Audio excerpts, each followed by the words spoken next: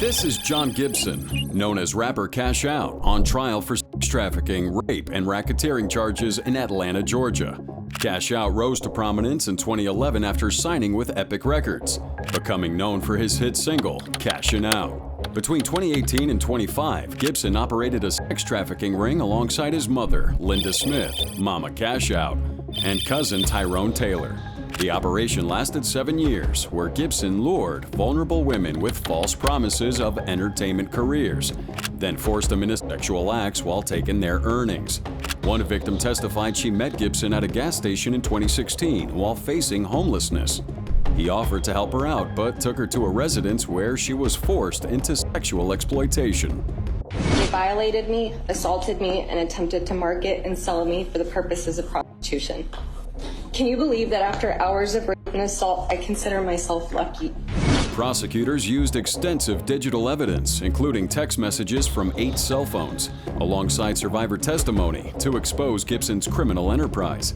Gibson was charged with 11 counts, including rape, aggravated sodomy, sex trafficking, and RICO racketeering. When faced with sentencing, Gibson showed zero remorse. He rejected guilt, telling the court the jury made the wrong judgment. You know, it's a hard decision, and I felt like they made the wrong judgment. He claimed victims were bullied into testifying and compared himself to Jesus as falsely accused. I'm sitting here just holding my head high and just, feeling that one day the truth will come out. One day the truth will come out on my situation. One day the truth will come out on this allegation that these things never happened.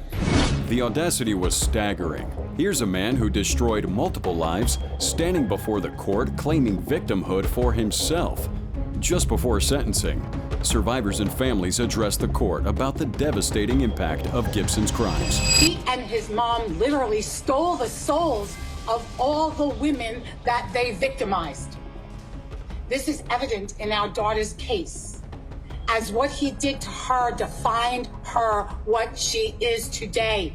She has been traumatized to the point she can't even be a mother to her own children. Dear John Michael Hakeem Gibson, you don't deserve prison. Prison would be too good of a place for you. But since the death penalty is not an option, I pray that you never know peace, and that your soul will never return to this realm after it leaves.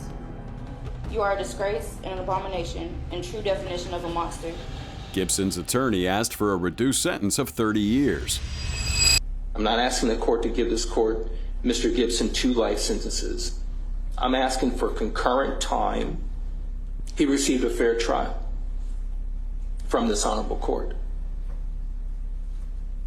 So we're asking that he receive a fair sentence as well. But the judge had seen enough with the overwhelming evidence and harm caused. During the course of this trial, the court heard and viewed evidence demonstrating the very worst of human behavior toward other human beings. The jury verdict in this case reflects that the state met its burden in proving beyond a reasonable doubt that the diabolical conduct of the defendants occurred. The sentencing to be meted out by this court will be responsive to that. Gibson and Taylor were sentenced to life in prison plus 70 years, while Smith received 30 years behind bars. On count 1, violation of the Georgia RICO Act, 20 years to serve in confinement to run consecutive with count 10. On count 10, rape, life in confinement. Gibson showed absolutely no remorse and compared himself to Jesus. But how does that defiance compare to a defendant who turns his trial into complete chaos? This is Darrell Brooks, also known as Math Boy Fly, on trial for first-degree intentional homicide and reckless endangerment in Waukesha, Wisconsin. Brooks was an aspiring rapper who performed under the stage name Math Boy Fly, releasing tracks that often contained violent and anti-police lyrics. On November 21, 2021, Brooks drove his red Ford Escape at high speed into the Waukesha Christmas parade, deliberately weaving through the crowd to hit as many people as possible. 6 people sadly lost their lives that day, including 8-year-old Jackson Sparks, who was marching with his baseball team, and 4 members of a dancing group. The attack lasted nearly 5 blocks as Brooks zigzagged through parade participants and spectators with ruthless precision. After abandoning his vehicle, Brooks knocked on a resident's door, claiming he was waiting for an Uber, showing no guilt for the carnage he had just caused. Brooks was charged with 76 criminal counts, including 6 counts of first-degree intentional homicide, and chose to represent himself in court. Throughout the trial, Brooks showed absolutely no remorse. Instead of any accountability, he displayed pure defiance, arguing with the judge, claiming sovereign citizen status, and making a complete mockery of the proceedings. Once again, you're doing this tactic. Because it's not a tactic, it's facts. It's facts. To some other reason. It's facts. Because I find it hard to believe that all of a sudden nobody hears what I say. I'm going to let the state make a record of why they believe it's objectionable, because I haven't let them do that. Then came the moment that shocked everyone, where Brooks completely lost it in court. And what happened next left the entire courtroom stunned. Mr. Brooks has a direct role in that causation. And that's furthermore, I object to that. I'm not because that's a lie. Let him finish. At the end of the day, Let him finish. We're gonna open the door on that. No, since he want to make a record and not be accurate, so let's be accurate all on the record. Since you think you know so much. Once so again, we can Mr. open the Brooks door is on. We can open the door on how old she told me she was. Interrupting. We can ask that question he is too. Then over the top animated right now. That? Mr. Brooks, I'm ordering you to sit down and to let the state finish. No, I'm not going to sit here and let somebody be inaccurate on the record and lie on the record. Right. Under Illinois versus Allen, I've warned him repeatedly. He's being removed from the courtroom. And you know what? Let me dial that back. We're just going to take an early lunch, 1 hour. We'll be back. And unless he brings that letter, and he can show it is inadmissible, she will not be questioned, and under 906.11, I will declare the cross-examination closed. Thank you, we're in recess, 1 hour. Yeah, that actually happened. When prosecutors revealed he was a sex offender, he flipped. Multiple outbursts, removing his shirt, and showing complete disrespect to the victims' families marked Brooks' trial. Due to this erratic behavior, he was removed from the courtroom many times and had to participate via video link. During sentencing, over 40 victims and family members gave heart-wrenching statements. One mother had this to say. Right before you hit me, I turned around and I looked at you.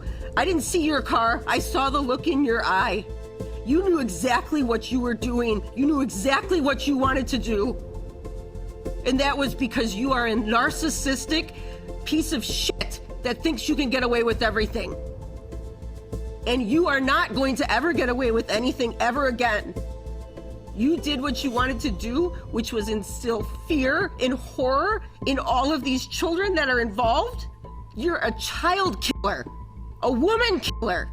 I cannot wait until somebody inflicts that harm on you. But Judge Jennifer Darrell had seen enough of Brooks's antics. She delivers a powerful message that cuts straight to the core. This is a case that falls squarely on the need to protect the community. I referenced this earlier. There's really 3 primary reasons for the sentences I will impose here today.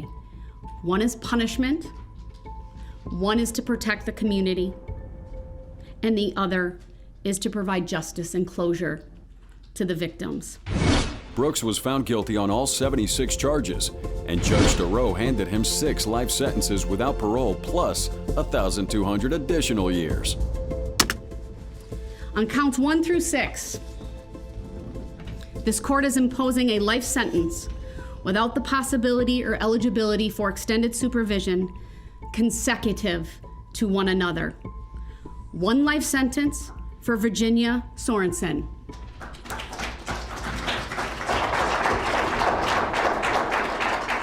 1 life sentence for Leanna Owen. Brooks turned his trial into chaos, but now, how does that behavior compare to a young rapper who recorded music while on the run from murder charges? This is Tamor Tay-K McIntyre on trial for capital murder in 2 separate cases across Texas. The rising 17-year-old rapper from Arlington gained notoriety with his hit song, The Race, which he recorded while on the run from police. On July 26, 2016, Tay-K and co-defendants invaded a home in Mansfield, Texas, where 21-year-old Ethan Walker was shot and killed during a botched robbery. While under house arrest for Walker's murder, Tay-K cut off his ankle monitor in March 2017 and went on the run, posting this on social media. Just weeks later, on April 23, 2017, a 911 call came in. San Antonio 911, this is Rick. I just witnessed a gun shooting. A what, ma'am? Hello? Hello, ma'am, where are you? It's Joe's Mossburger and 410 by the Chick-fil-A in Joanne South. On 410 or Joe's Mossburger? Ma'am, I'm having a hard time hearing you. It's Joe's Mossburger and 410. Okay. What's going on? The guy on the hood of a car that was driving, and he pulled into the Chick-fil-A parking lot, and the passenger shot his gun at the guy on the hood. Okay. So, was the Chick-fil-A, was that on Joe's Mossburg? Was that inside or outside the loop, man? Was it the inside or outside the league? It's across from North Center Mall. Tay-K lured a 23-year-old photographer, Mark Anthony Saldivar, to a Chick-fil-A parking lot in San Antonio under the pretense of a photo session. Instead of a photo shoot, Tay-K pulls out a gun on him, pushes him onto the hood of the car, and shoots him dead before fleeing the scene. Police found Saldivar's body with a bag of marijuana stuffed in his mouth, a disturbing detail that shocked investigators. Now, Tay-K was eventually captured in New Jersey on June 30th, 2017, after months on the run. Throughout both trials, Tay-K shows no remorse, no tears, no guilt. He was stone-faced as victim impact statements were read, completely detached from the devastation he caused.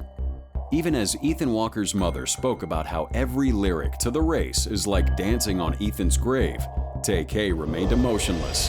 Every time we look up, it seems like we're seeing news about the song, seeing praise about the song, and seeing you literally dancing on Ethan's grave. But you've gotten enough attention. The prosecution used his own rap lyrics as evidence against him, arguing they glorified the very crimes he committed. In July 2019, Tay-K was sentenced to 55 years for Walker's murder. We jury find the defendant, Tamar Siobhan McIntyre, guilty of the lesser included offense of murder. But the justice system wasn't done with him yet. In April 2025, he faced trial again for Saldivar's murder, where one of Tay-K's accomplices testified against him and had this to say. And so, on the way to North Star Mall, what happened?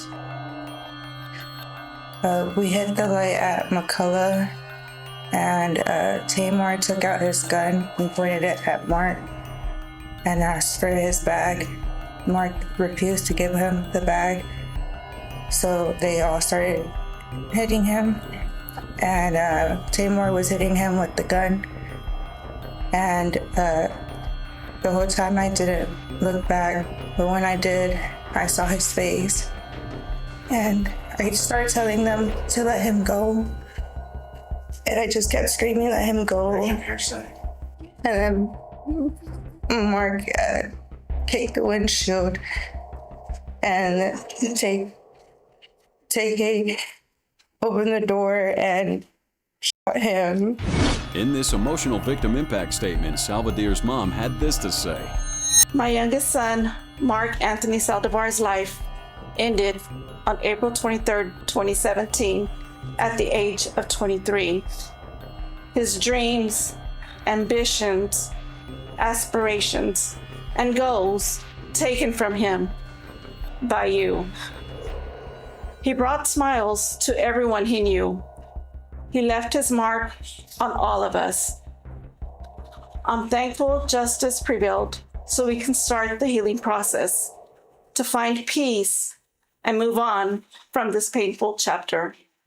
Tay-K was found guilty of murder, sentenced to an additional 80 years in prison to be served concurrently. All right, everyone, please be seated. All right, Mr. McIntyre, the jury found you guilty of murder.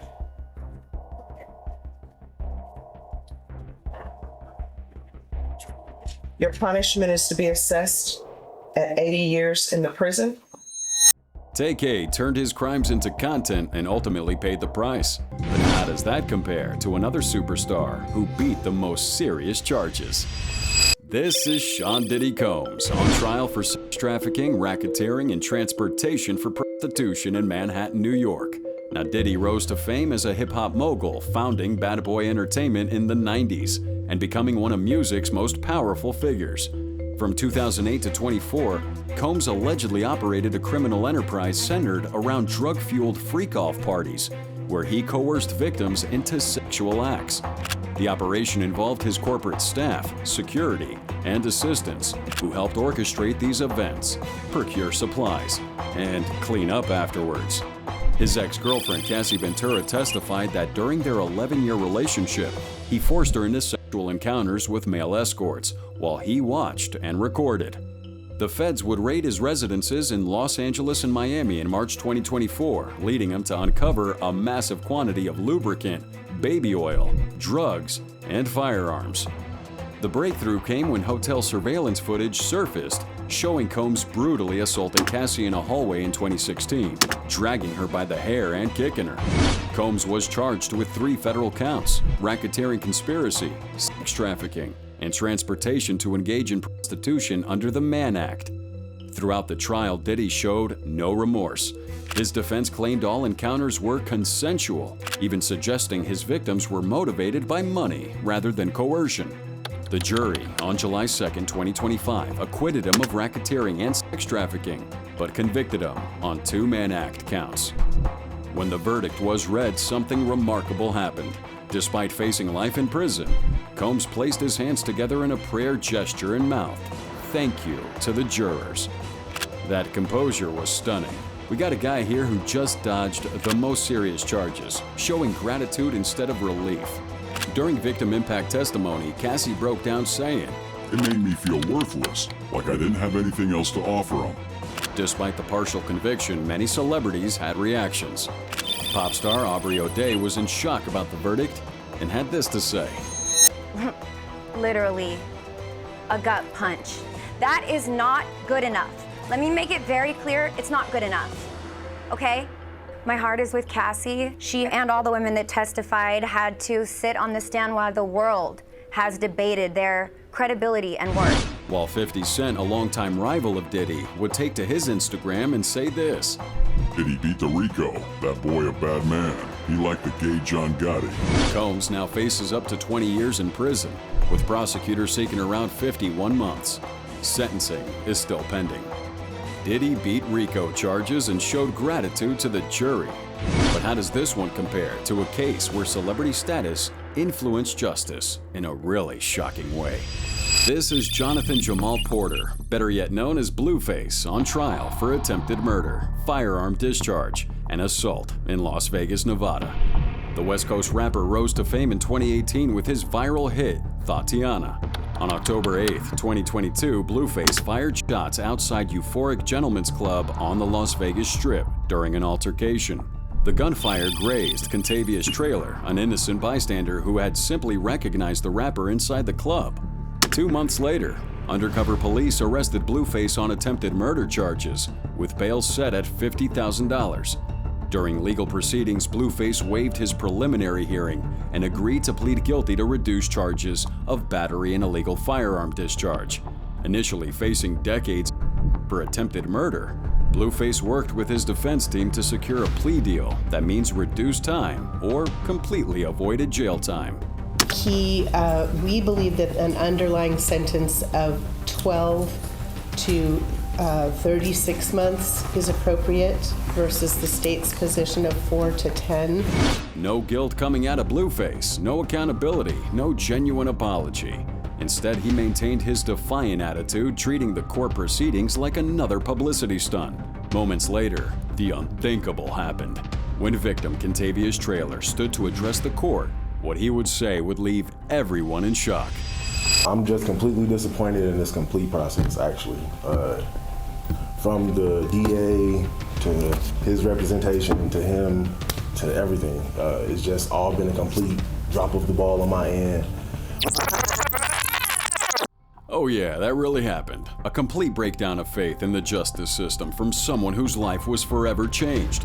And despite the victim's plea, the judge sentenced Blueface to just 3 years probation.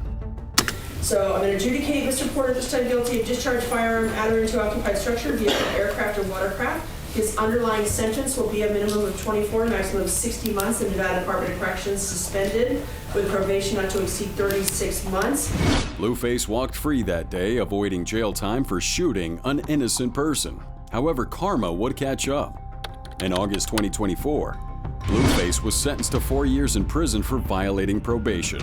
Celebrity status contributed to Blueface's initial leniency, showing how fame again can influence justice, leaving victims abandoned. Blueface had treated court proceedings like a publicity stunt and eventually paid the price. But now what happens when someone gets the deal of a lifetime and completely blows it? This is Quantavious Greer, known by his stage name Unfoonk, on trial for RICO conspiracy and firearms violations in Atlanta, Georgia. Before his legal troubles, Unfoonk was establishing himself as a rapper under the YSL imprint, following in the footsteps of his younger brother, the chart-topping artist Young Thug. On December 20th, 2022, Greer pled guilty to 1 count of violating Georgia's RICO Act and 1 count of theft by receiving stolen property as part of a massive YSL gang investigation that swept up dozens of alleged associates. The plea deal seemed like a lifeline, 12 years total, with 2 years credited for time served, leaving him with 10 years probation, 750 hours of community service, and strict conditions including no contact with co-defendants. But just 5 months later, on May 4th, 2023, everything unraveled when Atlanta police pulled over a vehicle at a BP station on Cleveland Avenue. Greer was in the passenger seat when officers discovered a handgun in the door compartment. When confronted, Greer cooperated with the police and claimed the gun was registered. But that didn't matter. He had just violated the most basic term of his probation deal. Do you understand that you're not allowed to possess or use a firearm while on probation? Yes, Your Honor. All right, you remember we had that saying? We had that conversation about that? Okay, all right. What made this worse was Greer's complete failure to comply with other probation requirements. He hadn't performed a single hour of his 750 hours of community service, or even paid his probation fees. Your fees, you owe $141.08 in fees. You haven't started any of the community service in this particular case, so I find those to be proven violations.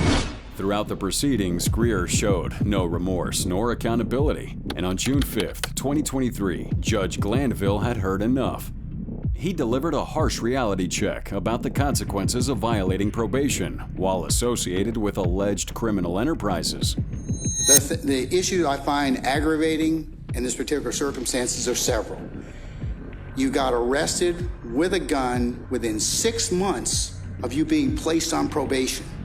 And I agree with the state that you're not a candidate for probation because all you had to do is just complete your probation and do what you're supposed to do. The probation was revoked, and Greer faced the full consequences of his choices. And for that reason, sir, I'm going to revoke the balance of 9 years and 6 months. And you will serve that in the Department of Corrections. And that will be the sentence of the court. Anything further? All right, that'll be the sentence of the court. Greer was sentenced to 9 years and 6 months in prison, a stark reminder that second chances come with serious responsibilities. Gang affiliation contributed to Greer's downfall, showing how criminal associations can trap individuals in cycles of legal trouble, even when given opportunities for redemption. Unfoonk's complete failure to comply with probation sealed his fate. But now how does that compare to a rapper who calmly returned to work after committing murder? This is Nathaniel Glover, better yet known as Kid Creole, on trial for homicide in Manhattan, New York. On August 1st, 2017, the rap pioneer, who was a founding member of the iconic hip-hop group Grandmaster Flash and the Furious Five, was walking to his job in Midtown when he encountered 55-year-old John Jolly, a homeless man who allegedly made a remark Glover found offensive. Moments later, Glover pulled out a steak knife and stabbed Jolly twice in the chest. Jolly collapses on the sidewalk and dies shortly after at Bellevue Hospital. Glover didn't stick around. He calmly walked right back to work, cleaned himself up, changed outfits, and dumped the knife into a storm drain. The next day, NYPD arrested him at his Bronx residence. What happened, Mr. Creole? What happened, sir? Creole, what happened? What happened? What happened, sir? What do you want to say to your fans? What was the beef, sir? Mr. Glover, your last chance. When asked about the stabbing, Glover told detectives, I should have just kept going. It's all my fault, as I chose to stab him. I have to take responsibility for that.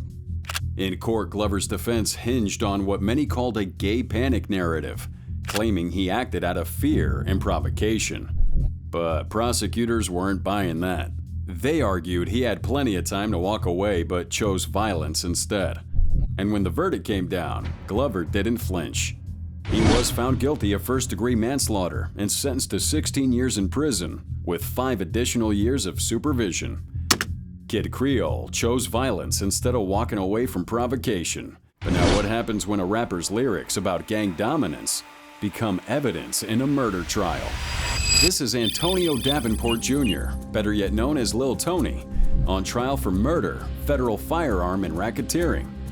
On August 18, 2019, 24-year-old Lil Tony, along with his accomplices, drove in a burgundy Honda Accord, believing they were targeting rival gang members, and shot at 9-year-old Zion Person, riding in a green Ford Explorer with his family. Zion was struck in the forehead and killed, while his 8-year-old cousin was wounded in the arm.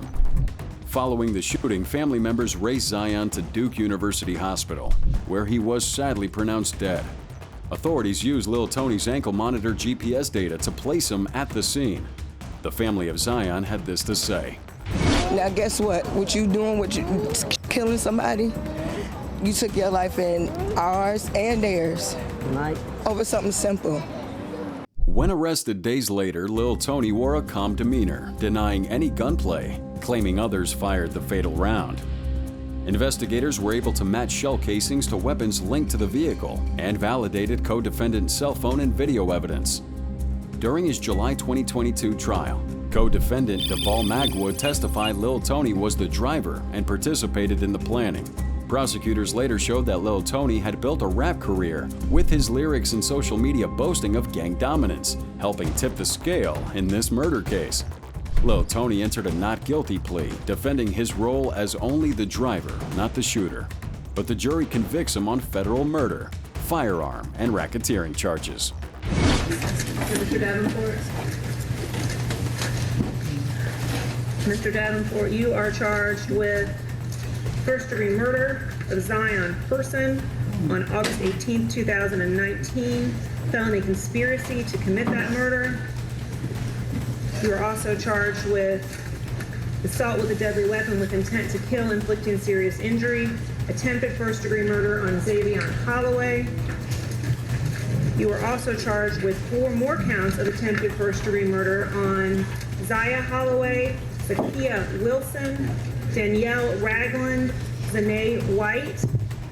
You are charged with 2 counts of discharging a weapon into into a moving vehicle, inflicting serious bodily injury. 2 more counts of discharging a weapon into an occupied vehicle while it was in motion, and another count of discharging a weapon into an occupied dwelling. This is all from the same transaction, Your Honor. And finally, you're charged with possession of a firearm by a felon, and that you possessed a handgun when you've been convicted of second-degree burglary and felony larceny. On October 4th, 2022, he received multiple life sentences plus a consecutive 10-year term. In court, Lil Tony's frustration boiled over, and during sentencing, he spat in the marshal's direction, prompting the judge to order him placed in a spit hood. Co-defendants testified against Lil Tony, sealing his fate with life sentences. But now how does that compare to a rapper who became the government's star witness? This is Daniel Hernandez, better known as rapper 6ix9ine, on trial for racketeering, conspiracy to murder, armed robbery, and firearms possession in New York. The rainbow-haired rapper rose to fame with hits like Gummo and Fefe. but his success was built on gang affiliation and violence. From February to November 2018, Hernandez actively participated in the 9 Trey Gangsta Bloods criminal enterprise, funding armed robberies, orchestrating shootings, and using his celebrity status to intimidate rivals.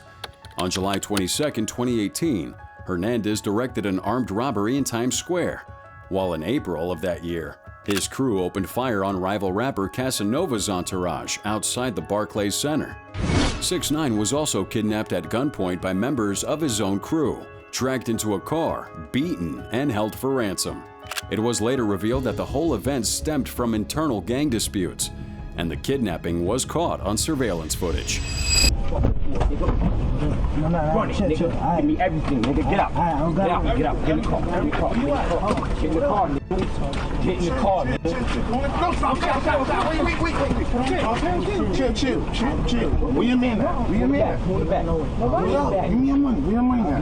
Where your money at? Get in the car. Get in the car. Get in the car. All right, get in the car. Get in the car. We gonna shoot you. No, you think I'm in the car? Get in the car. Open it. Open the door. Let me open it. Let me open it. Get in here. Get in the car. Get in the car. Get in there. That's what I'm doing. Get the ain't nobody in here. On November 18, 2018, federal agents arrested Hernandez and his 9 Trey associates in a massive RICO operation. Facing life in prison, Hernandez makes a shocking decision that would forever change his reputation in hip-hop. This guy agreed to cooperate with federal prosecutors, becoming a government witness against his former crew.